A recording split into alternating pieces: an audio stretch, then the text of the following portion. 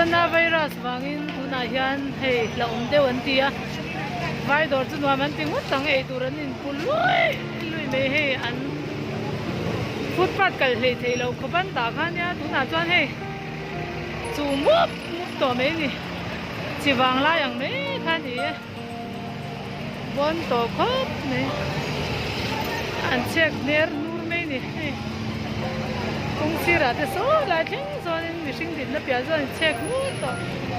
ti lui ni coronavirus wangin tam lu tu so khat Salman bul vai do ro tu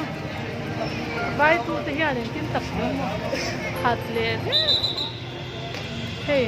me shat po din de re so khat footpath apo kal lei thei lo ding khat